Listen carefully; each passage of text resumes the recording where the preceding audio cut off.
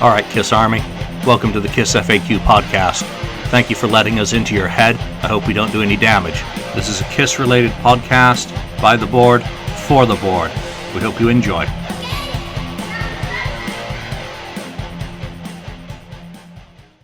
Welcome to episode 22 of the KissFAQ podcast. Thank you for joining us today. Joining me, Julian, your host, is Alex, BagBoy on the FAQ. And welcome back, Mark, for his second. He's back, so he survived the first one. Woo-hoo. Marcus Almighty, thank you for joining me. You're welcome, sir. So maybe this Mark will last a little bit better than Mark St. John. Yeah.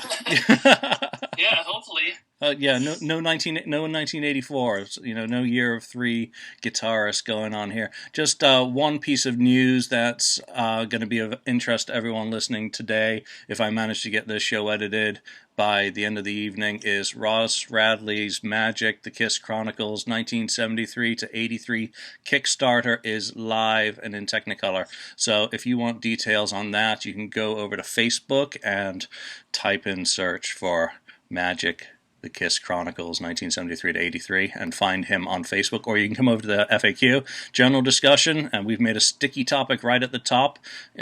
This is a fantastic book project. We're going to talk to Ross next week on the show, but it is a incredible book project that he's trying to get funded, and he needs the Kiss Army's help.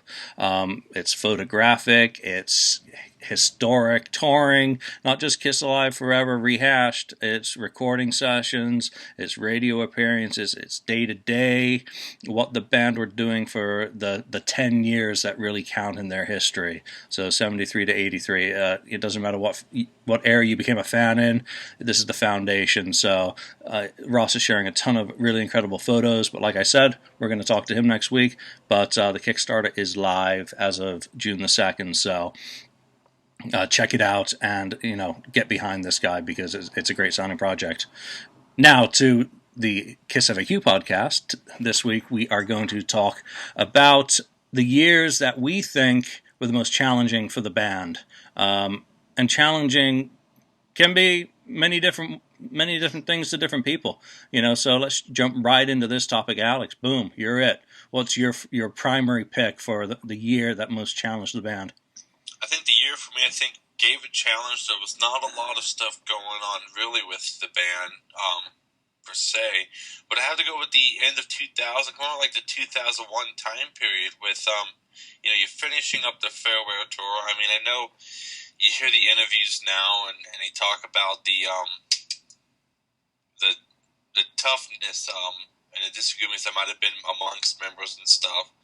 But to be finishing up your farewell tour and then have one of the members of that original lineup dispute, for contract negotiations, and having to finish up 11 plus shows, I think, in Japan and Australia, and having to bring back Eric Singer, which of course is not a crime.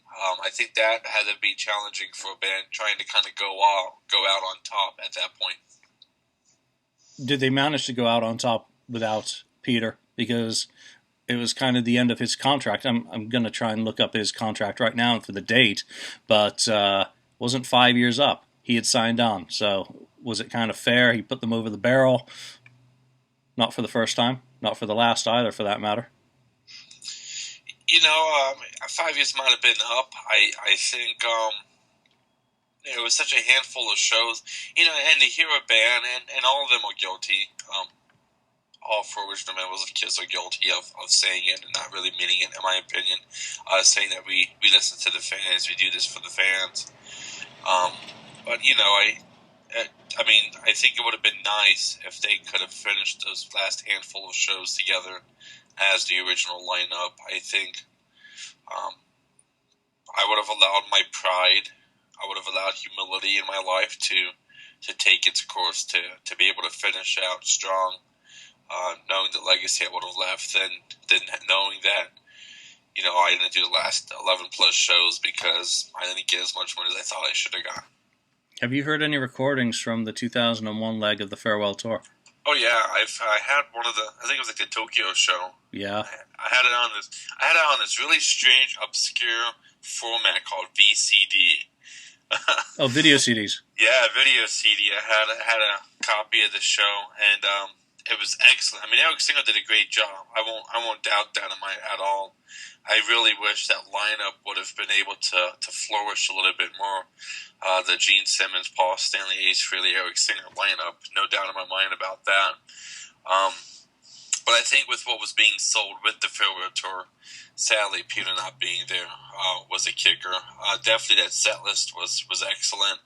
And there's tons of videos up on YouTube that exist from that tour, so they're not hard to find. I love the jam sessions they did, especially in like the Australia, and you could find a sweet jam session video.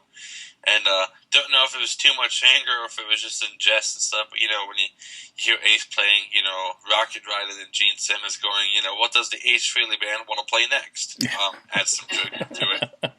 Yeah, to me, it seemed like they were having fun again all of a sudden. And that might have been the catalyst for them continuing, that they come off and we only ever really get Paul and Gene's word on this, the misery of the farewell tour. And I don't really want to parrot any of their negative comments because everyone's heard it 1,000 times, and maybe Eric Singer, and suddenly Ace is having fun. Ace is jamming. Those are some of the best, for me, Ace shows, with Kiss during his second tenure with the band. So did it turn from maybe a really negative occurrence into a really positive one, that all of a sudden 5 months down the road or whatever, whenever they finish touring, Paul and Gene are like, oh, well, we want to keep going. Hallelujah. Yeah, exactly. Mark, did you hear any of these 2001 shows, and what's your take on that situation? Well, yeah, I've seen quite a few of the shows on YouTube. Mainly, I saw a lot of mainly it was footage from the Japan show. I know they had it in 3 parts on YouTube there. And I thought when I first saw it the first time, I thought it was phenomenal. I thought Eric Singer did a great job. They sounded more together compared to the shows that I saw. Like, I saw Kiss a few times in makeup. I saw them twice for the actual reunion. Well, one was the reunion tour, one was the Lost Cities tour, and I saw them on Psycho Circus. And when they came to Toronto on Psycho Circus, even on the Lost Cities tour on the reunion, there was already signs of something going on then, much to my surprise, because that was one of the shows, I don't know if anybody ever heard about this, but they were doing the encore, and Ace Frehley just fell on his rear end and just collapsed on stage, and Gene walked over, looked at him, and just did one of these things like, just leave him there kind of thing on the floor and walked away. And I was like, oh boy, something's going on. Like, you could already tell that something was kind of collapsing at that point. But, like you said, when the 2001 thing happened and Eric Singer came in, it almost seemed like it rejuvenated the band again. It's almost like when Eric Carr joined that time, and they said that Eric was playing great when he joined. You know what I mean? It seems like something like that always seems to re-kickstart him, and he seems to have fun again, and it just seems to go that much smoother for them. I don't know what it is. Maybe he just needs Peter out of his sphere of influence, maybe. Who knows, But it just seemed that when both Erics were involved, Ace seemed to play better, and I just thought that the bands, were much better for it. I seem to enjoy those shows actually better than the other shows that I saw. I would have loved to have seen Eric Singer with them. Yeah, and as a drummer, I mean, I think it's a fair criticism of Peter was very trigger happy in the reunion era, very reliant on the triggers to really augment his sound and assist him. So, I mean, it's fair enough that he was using technology for the benefit of the show and to make up for any shortcomings or any issues that he maybe had at the time. But Eric Singer didn't need any of that. I mean, no, not at all. And I mean, it was pretty well known that, I think it was in Paul's book where he said that he had those triggers so sensitive that even if he sneezed, it would have been like a drum solo, So, I mean, if you just even watch him, I remember I went with the Toronto show, was my drummer in the band at the time, and he was kind of looking at me going, he was looking at me and he said afterwards that for how hard Peter was not hitting those drums, they came through thunderously loud, and obviously he was using the triggers for mainly the fact that he just didn't seem to have the arm strength anymore, that he had before. Yeah, so, I'm gonna have to dig up those Toronto shows that you just mentioned now and give those a listen, see if I can pick up anything on those. especially the Psycho Circus one, because that's just fun. All right, let's move on to one of what you think, Mark, is one of their most challenging years. Well, having read a lot of books, just like I'm sure all you guys have, and a lot of the Kiss fans have. My year that I seem to think would be a difficult one was '79, the Dynasty tour era, mainly because I was kind of taking it from a band perspective. Like if I was in the band, let's say if I was Paul or whatever, that up to that point they pretty much were succeeding left, right, and center. They were doing well. Everything was getting better and better and better. They got to Dynasty. They had a huge hit single again. The record did fairly good. But then things started falling apart at that time. If you remember reading C.K. Lent's book and stuff like that.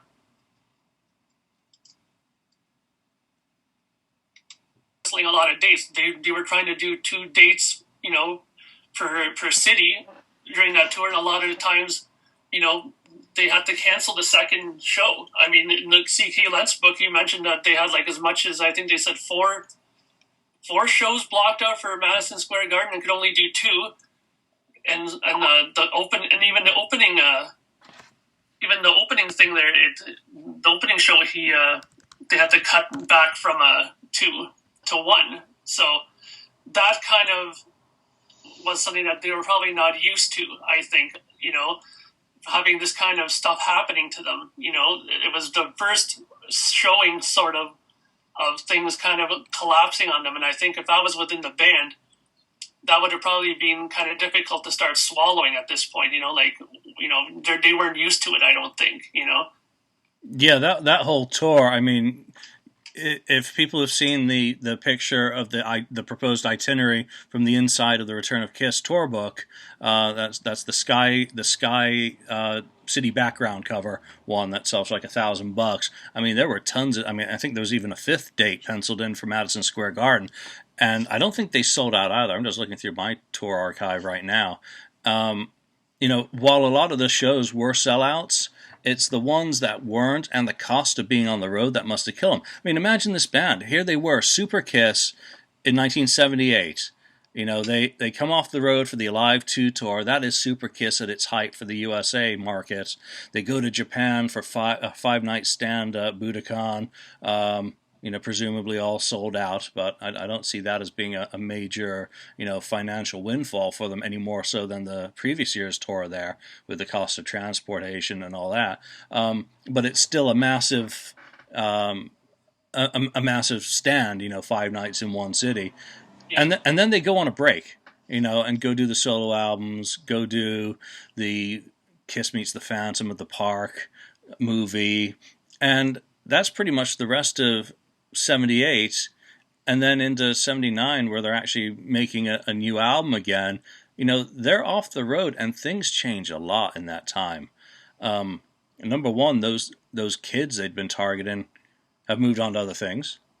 Yeah. The economy in 78, 79, if I recall correctly, was not fantastic.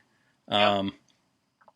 They build a show that costs $2 million or something nuts to stage, and try and take that out on the road. And yeah, from that point of view, trying to make multiple nights in a city, they're only hitting the major markets on this tour. I mean, they don't go to anywhere that's really tiny. It's only places that they thought, and they even had to cancel the first night of the tour. Yeah, Lakeland. The 14th gets canceled. They turn that into a press live rehearsal, and do that. So you're already canceling your first dates. Yeah, at nearly every other city that had multiple dates was canceled. So while they had 100% turnouts, I mean, they've got some pretty good grosses, 130,000 per show, 114. Of all the ones I have, they gross like $5 million. Yeah, if you think about it, but that's the thing. That was the first time this happened to them. Could you imagine what they must have started thinking within their heads? Like, is this the beginning of the end? You know what I mean? With this whole kind of thing happening, because that's usually an early sign when things like this start happening that something may not be right. I mean, the solo albums didn't help because from what I read and heard in other sources, they were bickering about a lot of things. I deserve to have more songs because my solo record did better than yours and this and that. So it was already starting within the camp too. So I mean, I don't think they really had that issue as predominantly as they had after those solo records happened, right?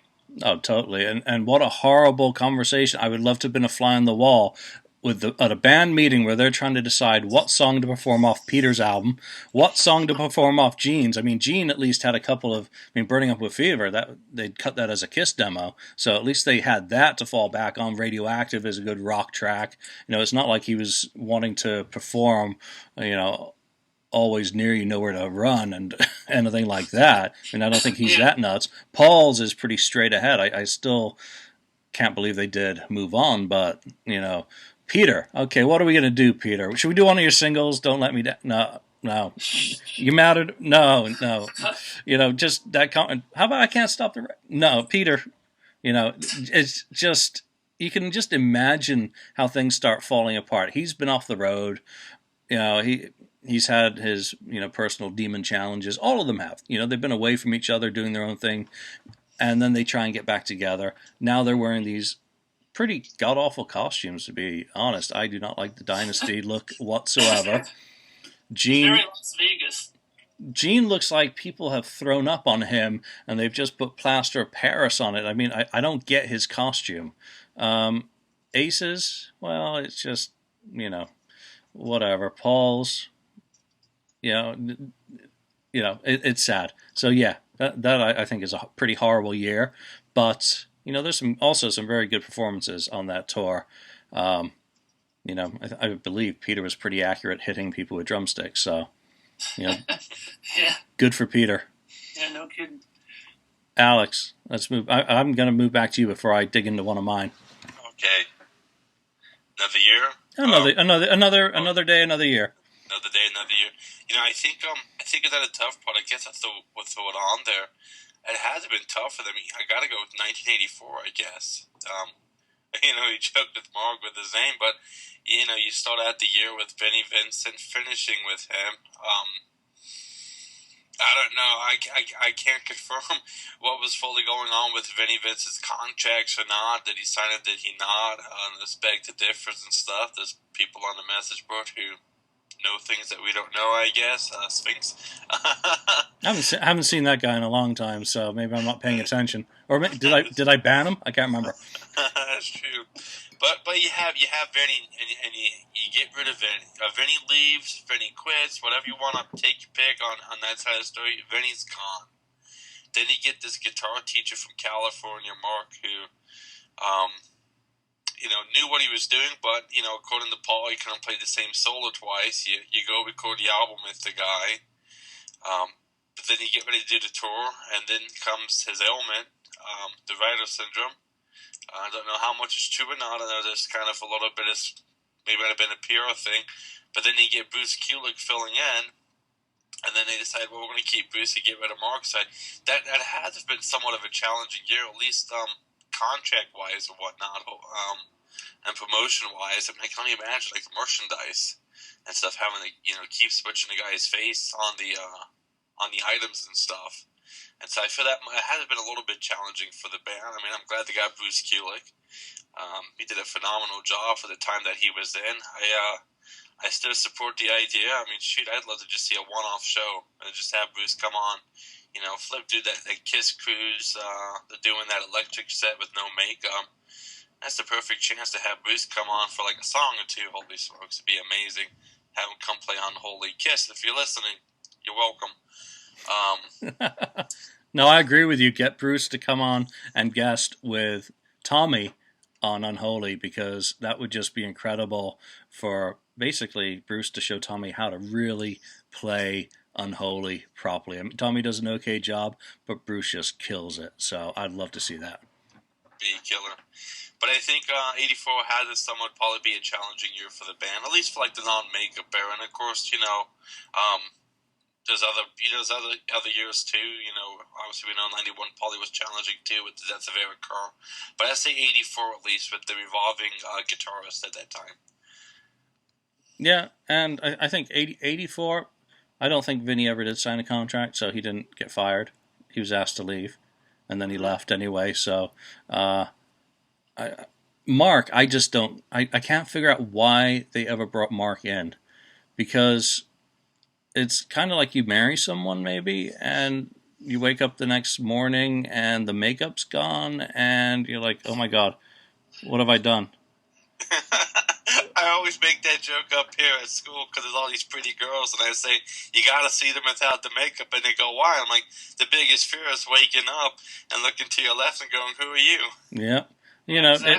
It's I don't really want to bag on Mark in that way, but he did not look rock and roll. He did not fit in with the rest of the band's physical appearance and dynamic.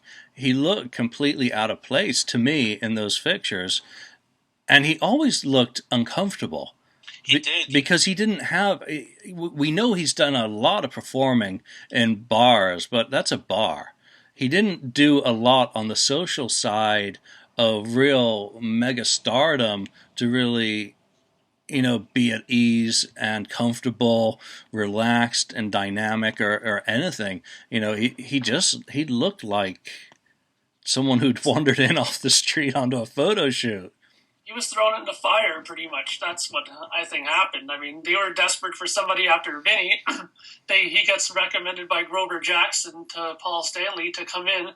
And, I think at that point they just wanted to continue and move forward and not let too much, don't let the dust settle too much in between records there, and just get back out there and, keep rolling. And I think they just found that this guy could shred, and said, okay, let's get him in there. And that was it. I think it was just a circumstance of them just wanting to jump back in as quickly as possible, and probably not taking as much time as they probably should have to find somebody else. Oh, they totally did not do their due diligence. If they come off the road in March '84, end of April, they're back in the studio with a new guitarist, and a new guitarist that's never released any music.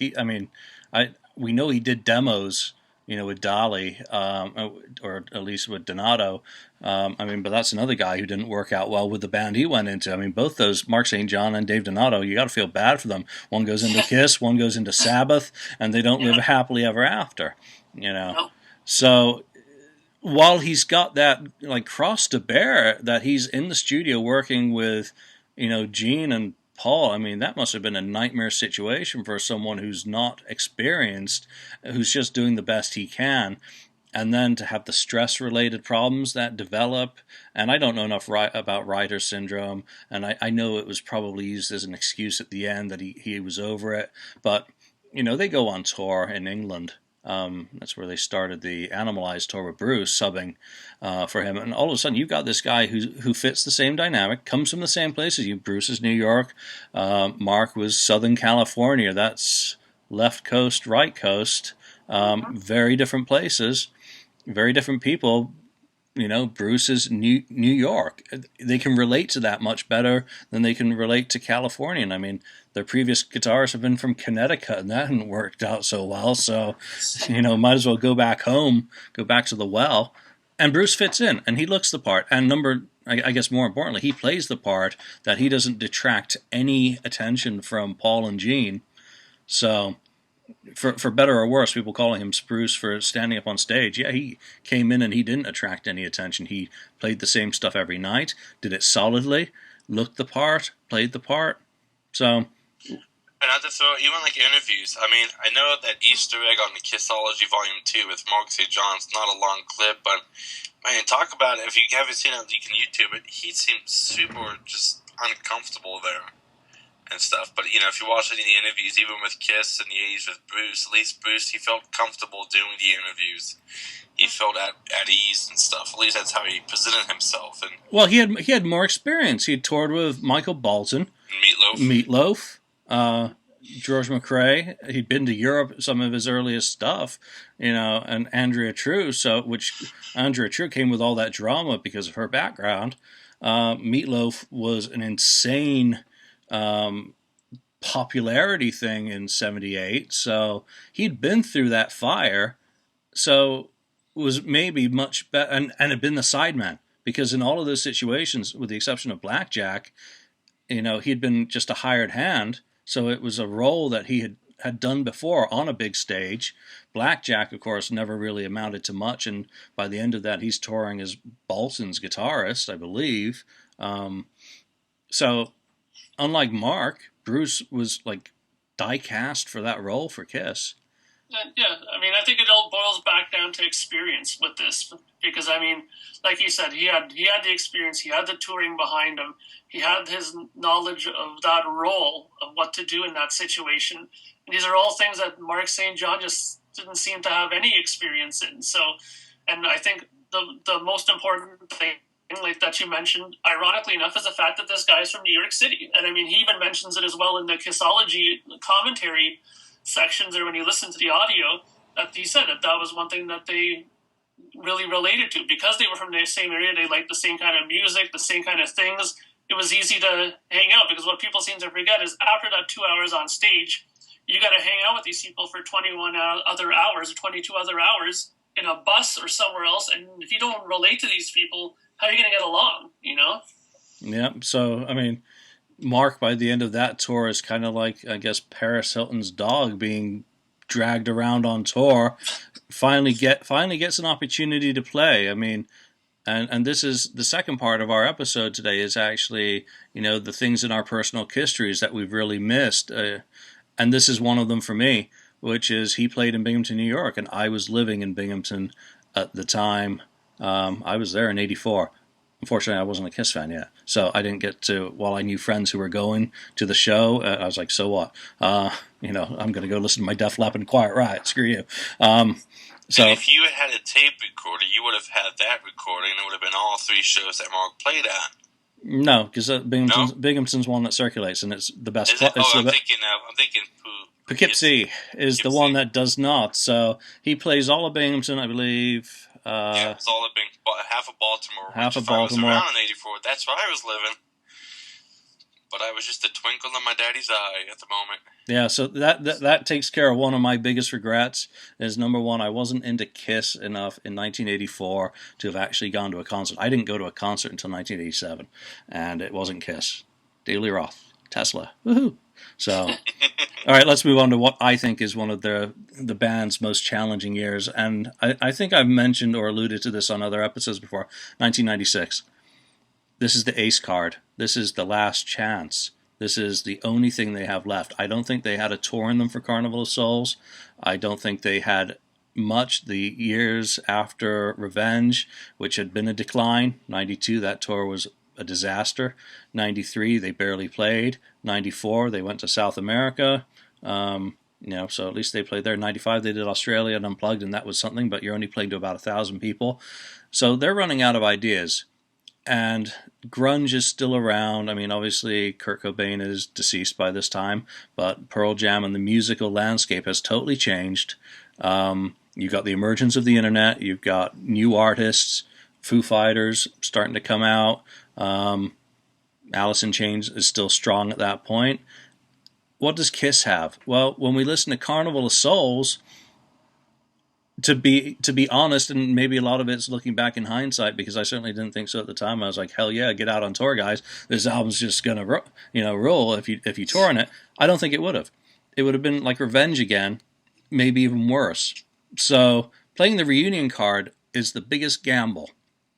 Can Ace do it? Ace was in horrible shape in 94, 95. You see some of the videos, you hear the performances, bless him. But he was in bad shape. He was lucky to be vertical and not making peace with his maker, because he was at the tail end of a long period of abuse. Peter, I would say he was in much better shape, physically at least. He seemed to have gotten past a lot of the self-abuse type things, but I don't think emotionally or mentally he was maybe in the best shape. And touring with Ace, we hear some of the stories that it wasn't quite the Partridge Family that one would have hoped the BagBoys could have been. So could either of them make it through a reunion tour the first week of a tour, or even the first show? And could Paul and Gene make it through? Because I think that they have just as much risk attached to them in 1996. Can they put it together and hold it together with Ace and Peter and themselves? So there's nothing else to lose. They play that reunion card, and I think the challenge that they went through in the early part of 96, getting Ace, Peter, and themselves fit, would have been absolutely horrid. And I think Peter probably became that MVP that everyone, really mentions in relation to the reunion early on in that tour, and that's when it suddenly works out. But the risks that lead up to Tiger Stadium are just astounding. I don't see any other parallel throughout their career that they really rolled the dice. And if it had failed, it would have all been on them. Peter and Ace could have gone back to the clubs quite happily. They were scraping by. But Paul and Gene really had nowhere else to go.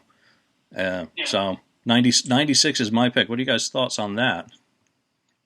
Well, I mean, I have to totally agree with you on that. I mean, they kind of sort of alluded to that whole thing on the Kissology and also on that Second Coming documentary that they did about how, there was no question everybody had to go to the gym and work out. Everybody had to go and do things. And I mean, they filmed a lot of stuff for that, but they also filmed very selectively, I'm pretty sure, and showed selectively what was going on, because I'm sure a lot of the trouble that was present at the beginning of this whole process, they probably didn't want to show too much of that at the beginning, They were really trying to make that whole appearance that, we're back, what's happened before is old water under the bridge, and they were working hard to get themselves back to the band that everybody remembered before. So, I think that they must have had a bit of a hard time at the beginning doing that, because like you said, the video evidence is there.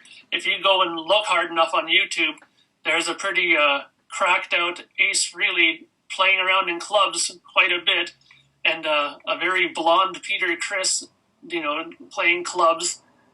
And while Peter Criss wasn't too bad, I mean, he was nowhere near in the shape to play a Kiss style show at that point.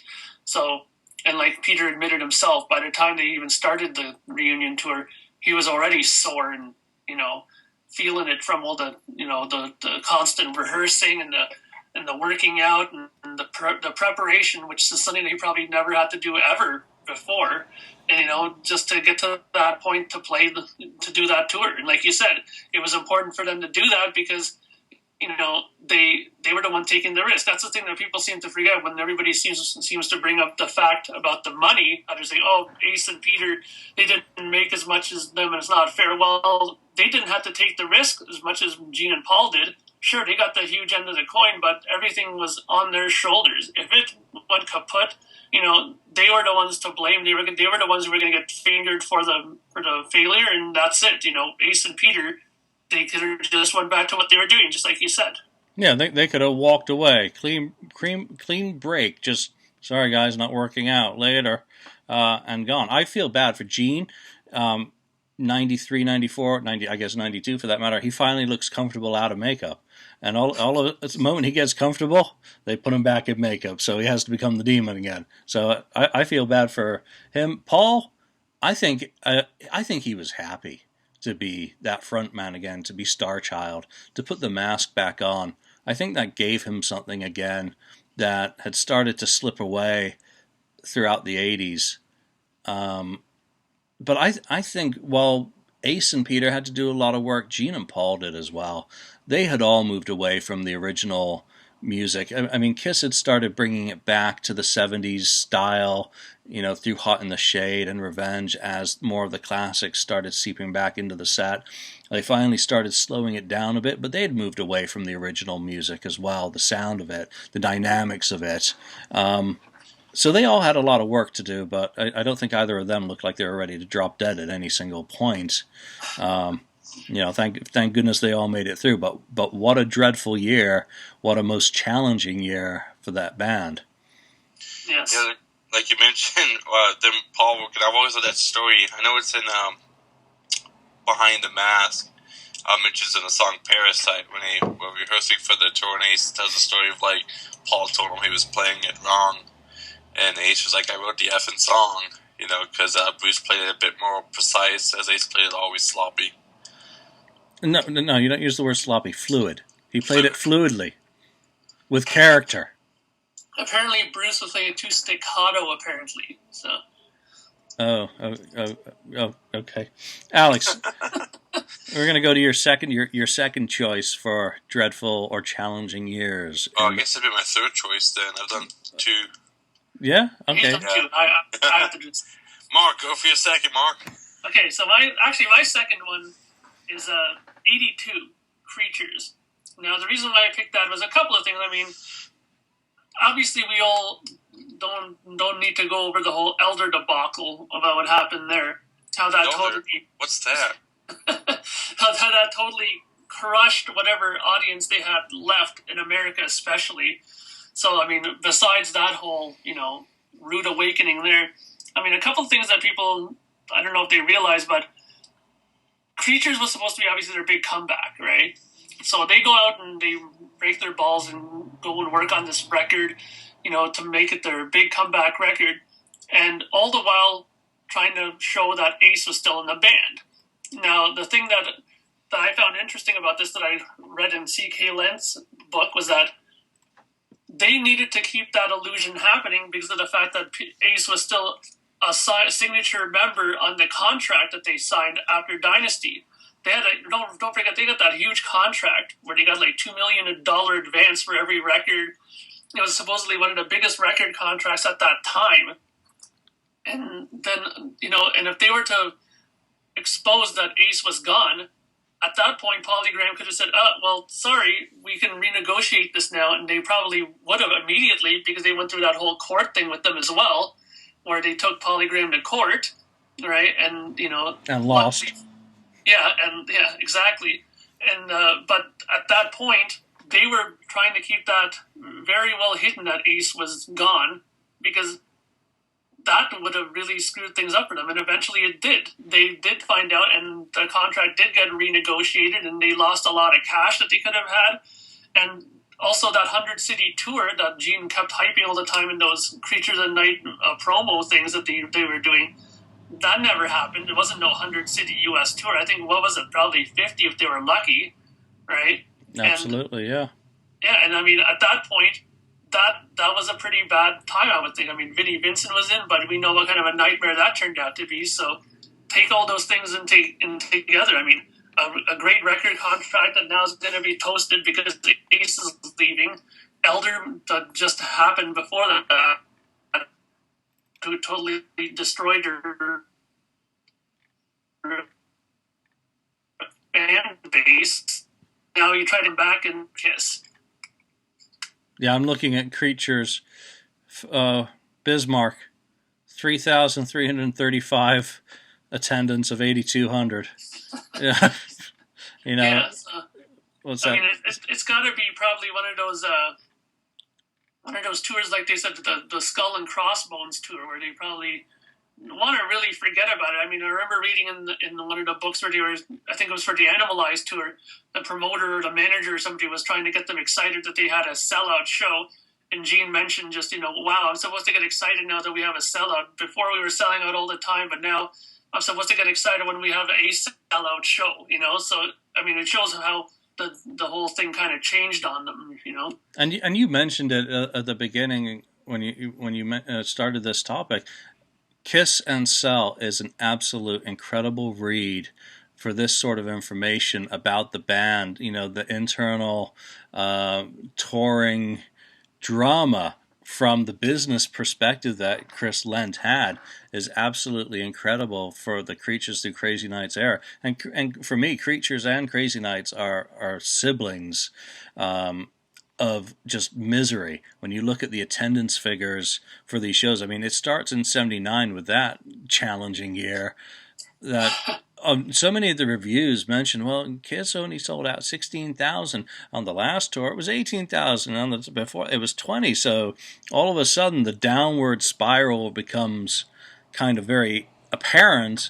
And in Creatures, it must have been so depressing to be out on the road. Number one, it's winter. You lose your first date of the tour again due to weather.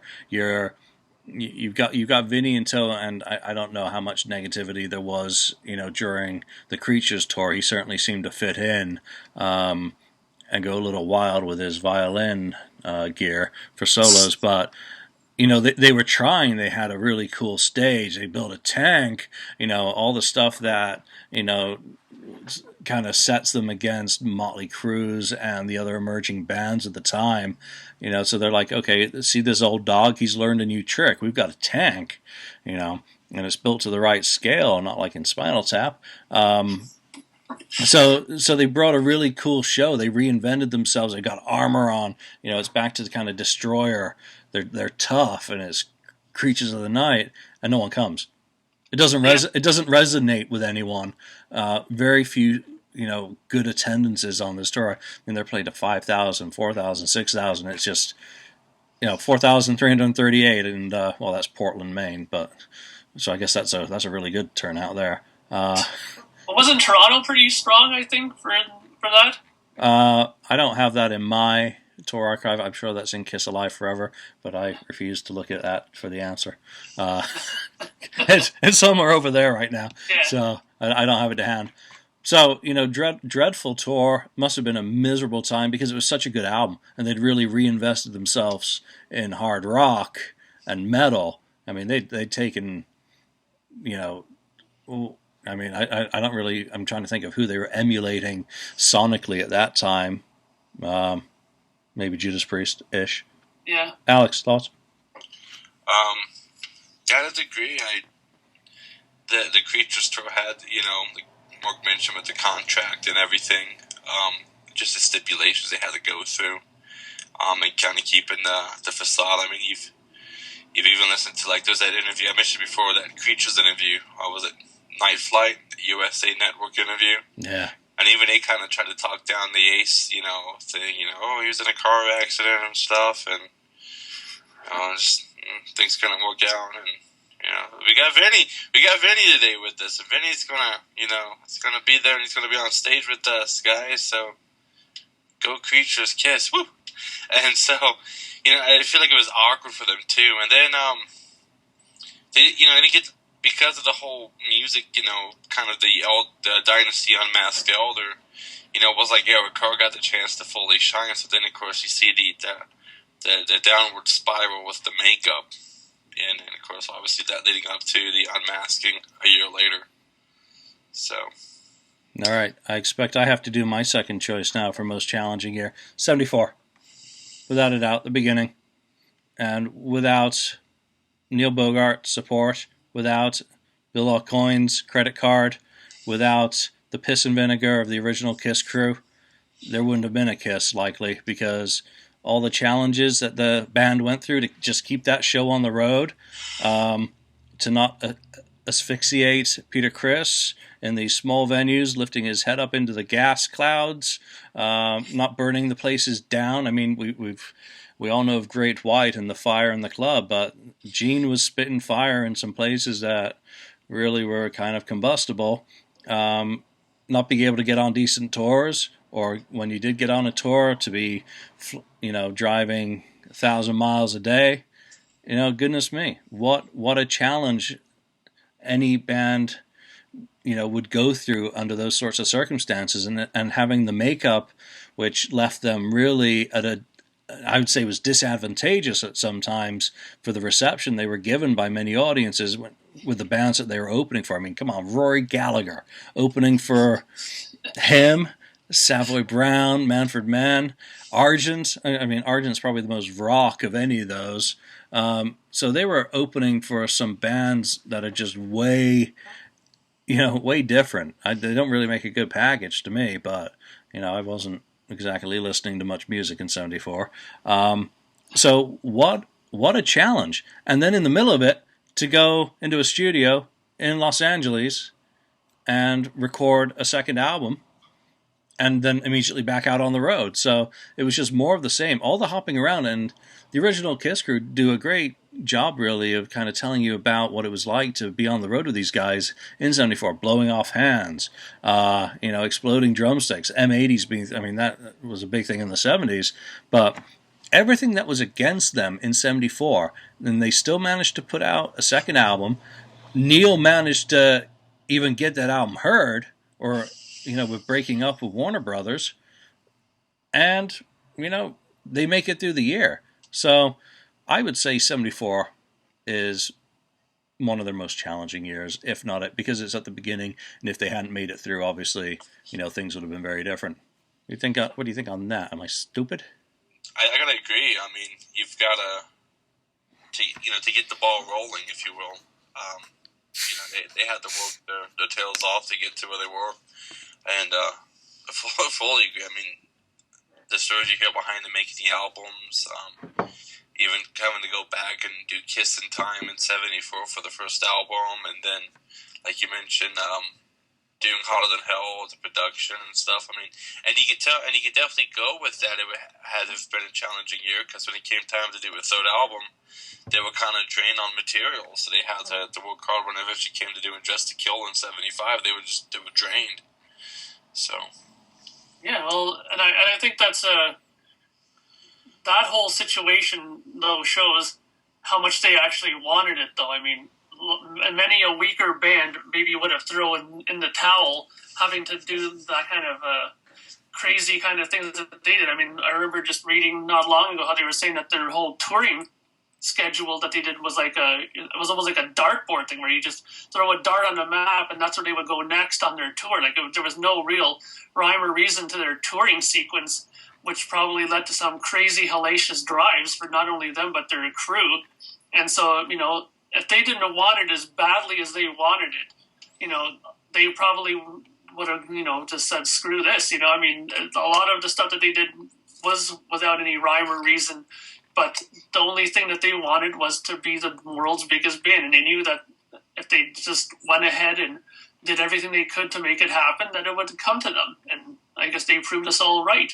Yeah, I mean, routing a tour, our appearances, New Jersey, Missouri to Ohio, yeah. Missouri, Illinois. It's just, it's ping pong. It's all over the place.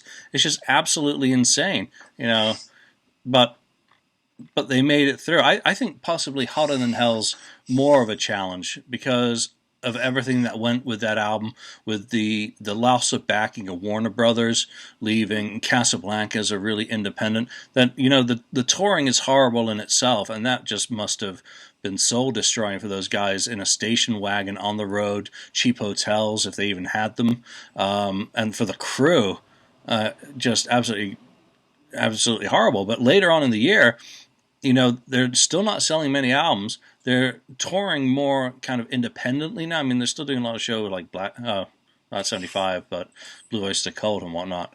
But they don't have the backing of a record label that's got anything to really back them with. Then they probably don't see a lot of sales of Hotter Than Hell, so it's like almost an invisible second album. And it's almost fortunate that Neil says in early '75, get back in the studio and do another album. It's probably, yeah, thank you very much, Neil. Let's get off the road for a week. Please, Dad. We'll behave. We'll write an anthem for you. Yeah, no kidding. I mean, it's pretty hellacious. I mean, having been in a few bands that did some touring, and I went to Europe with a band and did the whole United States and Canada and stuff like that. It's not as easy as people think. I mean, a lot of people think, being in a band is all partying and fun and chicks and cash and this and that. But I mean, with all the stuff that's involved in it as well, there's a lot of traveling. There's a lot of things to prepare for. You have to do, there's radio station interviews. There's a lot of things that you have to do to get a band in the public's eye. And those are the things that people seem to forget. I mean, when a band says, "Oh, I'm tired," and they say, "Well, how can these guys be tired? They're out doing what they want and they're having such a great time." But I mean, there's a lot of things involved in it. I mean, try doing the jaunt from North Bay to Thunder Bay in a car. How long in Ontario? That's a long drive. That's like 20 hours. And that's a long drive to do. I mean, can you imagine doing that all the time on a tour? I mean, in the United States, between cities, it's pretty much closer. So that's why you don't see a lot of bands doing a tour in Canada, because between the major cities, it's a long haul. You're talking 6 hours, 7 hours, sometimes between cities, So this is all has to be in account when you think about bands doing these tours. I mean, Kiss did, a tour of Canada. They did tours of, the United States, obviously, and the travel gets to you after a while. Yeah, travel sounds great until you have to do it every day, right? Yeah, exactly. And a real band, can a band party and enjoy and still be able to perform under the stress of travel? Well, maybe that's a young person's game, and now mid-40s, I just don't want to even contemplate it. But 2000, was it 2008? Kiss played Harvey's in Tahoe. That was when Paul got into the argument with the person in the audience. So I went up to Tahoe for that. So I drive San Francisco to Tahoe. Can't remember how long it took, but it was hours. Next day they're playing Canocti Harbor, which is like another 5-hour drive. And I was exhausted just from doing that little, obviously going up to elevation in Tahoe is one thing, and then back down to Canocti, which was a pretty horrible place, and then back to San Francisco. So that's just like a 3-4 day thing, and I'm tired. And obviously they're doing private jets by then, but in 74, when they would have been doing similar sorts of things, they weren't flying all the time. I mean, we know they flew to Canada in February 74, but they would have been on the road a lot, as recounted, and if not them, their tour personnel were certainly lugging the amps manually from one place to the next. So horrible. I mean, at least it was the 70s, and the 70s were cool, but cannot have been too much fun. I can't. I remember when I got back from, I did my 2-year mission. I had to go grab some stuff. My guitars that were down in Florida, so I went with a buddy, and we took a 4-day trip to go down to Florida, and this was June though, but. Just like you said, the traveling, the humidity, adjusting to the. I mean, I could honestly tell you, once I hit, and I'm sorry for anybody if you're offended, once I hit North Carolina, I was wet until I got back to Maryland. The humidity was just uncomfortable and unbearable. So I can only imagine what it was like for those guys traveling in the 70s. And hopefully that station wagon that Sean Delaney was driving had air conditioning in it. I would have been a miserable life. So, I definitely relate and feel the struggle of traveling and getting to places and wanted to just go home. Just think of how bad their leather smelt. That's the other thing too that's kind of interesting about that too, is you mentioned the air conditioning, and I read a few things, and I've actually experienced this myself, is that when you're a singer and you're in a vehicle with air conditioning, that ain't good for your voice after a while. So you're in a vehicle now with air conditioning, you come out of it, you get back into the scorching humidity, go into the club, and now you got to sing, and now you start finding that you start sounding like Kermit the Frog for the first couple of songs. So you have to, get your voice going there. I mean, these are all trials and tribulations that I'm sure they had to go through, and it's not easy, And there are gaps in the touring from Paul getting sick, so, and having various ailments. So, 74, what a horrible year, but what a great year for us now. So. Yep. Let's get into the second part of this discussion, and these are our biggest personal, I guess, losses or misses in history. I gave you the one in '84, living in Binghamton, and Mark St. John. What are some of the things that I guess both of you have you regret missing, or that you missed wherever you may have been at the time, Alex? I'd say for myself, I got to go with having an overprotective mom, though, and so wasn't allowed to go see Kiss until 2009. But I would have liked to have seen the original lineup play once. I know, even as a kid, and so I think that's like one thing that I missed, that I wish I could have done. That's probably like my big regret. Oh, the other, I had the money. I could have done it if I wanted to, but I was in school and didn't want to take a chance of missing a couple days of classes. But I could have gone to like the Rock and Roll Hall of Fame induction ceremony, and that would have been kind of cool to at least be there again to see the original lineup.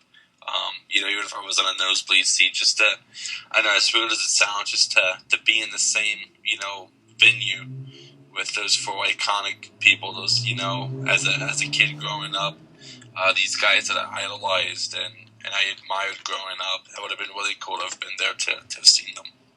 That's cool. Mark, what about you?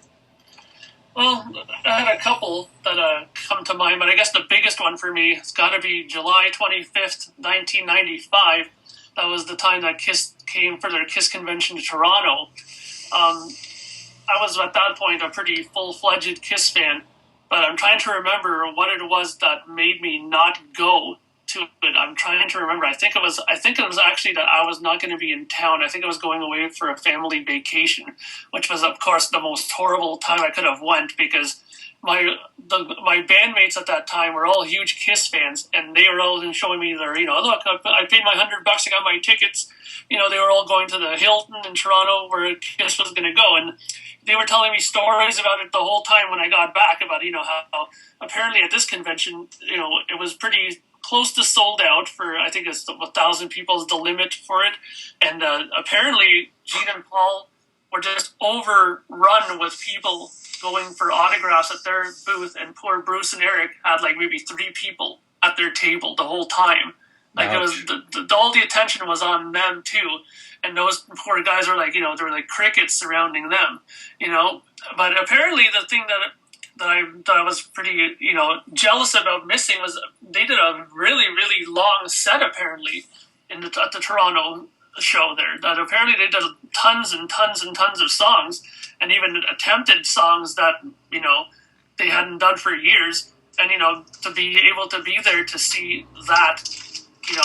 And to hear them do these songs would have been awesome. I mean, that's one thing that I'm really kicking myself in the rear end about not being there. I mean, because, at that point, I don't think age was an issue anymore. There wasn't, the thing like how Alex was saying about the overprotective parent or something like that. I didn't have that issue at that point. I would have had it before, which was one of my other things that I was kind of regretting, because I had a friend of mine had a ticket to see Kiss when Asylum came through Toronto, April 8th of 86, and that was a case of the overprotective parent. No, you're too young, you can't go to that.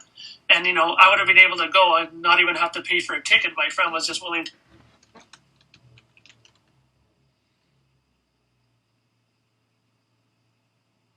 There again, I missed out on that. And I had the opposite thing where I've never seen Kiss out of makeup, So I never got to see them out of makeup. I've only ever seen them since the reunion tour. Right, and in makeup, and that's the only time I've ever seen him was in makeup. So that's a regret for me for sure.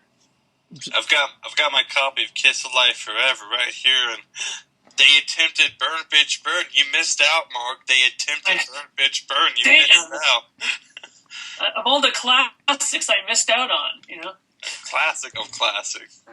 So, Alex, where you say you had an overprotective parent who kept you from seeing the band pretty much till 2009. People think because I run the FAQ, I've seen them a ton of times. I guess I have since I saw them for the first time. I didn't see the band until 1998. My first show was Dodger Stadium. I missed them at 87, Crazy Nights. Obviously, I was a fan by then. Didn't know anyone who drove. They didn't come to Binghamton that tour. So couldn't get to any of the shows. And to be honest, with how much I hated Crazy Nights, I wasn't that keen. I was, just did not have the opportunity. 88, I moved to Singapore, so for the next couple of years, I'm out of the picture. I come back, what was it, 88? I was in England for the summer. I think I missed Donington, had no interest in going to a festival. 1990, I'm back in America. I'm at Penn State, in upstate or in northern Pennsylvania. And again, I don't drive at that time, so I can't get to any shows. I don't know anyone. I'm just settling into university there. So I missed that. 92, I moved back to Scotland, and I've just missed the British tour. So. I had opportunities to see them, but I didn't have a car or know people who were going. I never got to see them on the reunion tour because I drank all my pocket money, so couldn't afford tickets. I had tickets to the Finsbury Park gig. I get in my car, get down to the bottom of the hill, it breaks down. So I'm driving from Ross-on-Wye, which is near the Welsh border, so no way to get to London to go see the show. So it's a tale of woe for me. Finally getting to see them at Dodger Stadium was incredible, but those are my big misses. I miss so many opportunities, out of my hands. You can't say that I'm less of a Kiss fan because I didn't see them on the Crazy Nights tour. Well, I couldn't drive and couldn't get to the show, so when I could get to a show, I finally did. And I think I've seen them 20-something times since 98. So it's just a shame that it's, post 98 generally, but I've got to give my mom, my mom died when I was 7, and then I had my stepmom, and I call her mom because she raised me on up, and I gotta give her credit. So, taking me on, I born as a kid loving Kiss, and I can honestly tell you, going to see Kiss the first time was like, and I mean this is no disrespect to anybody religious. It's like a Catholic. I feel like a Catholic boy going to the Vatican, or someone of Islam going to Mecca, or Jewish going to Jerusalem. And for myself, being a Kiss fan, finally going to the Kiss concert in 2009 was that rite of passage, if you will, for me. And I was so stoked. And I got to give my stepmom credit, because when I came home and I brought the tour book, here's a woman who didn't like the fact that I had Kiss music or Kiss CDs and stuff, but she looked at that tour book, and the coolest thing, because she'd pass away several months later, but she looked at the tour book and she said, I would like to go see them next time they come in town. That looks like it was a lot of fun. And I was like, finally, you get it, Mom, you get it. So, but, I think for myself, and hopefully you feel the same way, Julian, and hopefully you too, Mark, that when you finally got to at least to that Kiss moment, even though we have those moments that we missed out on, I think it actually helped make that first time you got to go one not even more magical, because there was so much trial to get to it. Yeah, without a doubt, having to fly from San Francisco and go to L.A. I mean, go to L.A. Ugh. Horrible. Not one of my favorite places. To go see them. But then, it's the opening night. Well, it wasn't even the opening night. It was the first show of the Post Alive Worldwide. I mean, they had the circus there. They had the Smashing Pumpkin. It wasn't just the regular tour night. It was a special night. And they did Nothing to Lose, and I think something else. So they did songs on that tour that they hadn't done or didn't do for the rest of the very abbreviated Psycho Circus tour, and it was in a massive crowd. I mean, 30-something thousand at Dodger Stadium, and sure, it may have been Dodger Stadium, but, what an event it was. So I'm not going to, put it up there with any kind of religious experience for me. It was just like the ultimate of cool of, hallelujah, I finally made it to a freaking Kiss concert, I did it. It was like mission accomplished, finally. Mark, what about you? Yeah, well, I mean, to answer what Alex was talking about, for me, I'll never forget that first time when I saw Kiss, which was in a Sky Dome in Toronto for, I think it was 96, the reunion tour at Sky Dome, and I've never seen it, and all my friends before were saying, you haven't seen a concert till you've seen Kiss, because I saw a lot of Rush shows before that, right? That was my big thing, and they're still my most favorite band is Rush, being a Canadian, obviously. But when I got there, and after having to sit through Degeneration, which was the opening act that night, finally when they started playing that low rumbling intro and having those searchlights going around, and they had the huge inflatables up then, and it was really something. I mean, I was just totally silent the whole time. They probably jawed down on the ground. When they did the whole "you wanted the best, you got the best" thing. I mean, I was like, nobody sat down. I don't think for the whole show. I don't think, like, everybody was on their feet. It was incredible. Like, it was such a great show, and they played really good. And even my ultra critical drummer friend at the time had to admit that he thought Peter Criss played phenomenally well, and he was expecting him not to, because he never thought Peter Criss was any kind of a great drummer, having Neil Peart as his big idol, right? So, but then that said something about how great that show was. It was absolutely, top notch. I mean, everything went well on that, which is kind of opposite to the shows later that I saw from him. Like I said, that one show at the Lost Cities tour, Ace, completely falls over on his rear end at the end of the show. And the Psycho Circus tour, for me, was not bad, but the 3D effects didn't work hardly at all at our show. I know that Gene was mentioning before that, when it worked really well. When it didn't, it was really odd. And it was really odd at our show, because you put it on and it's like, am I supposed to be seeing something coming out?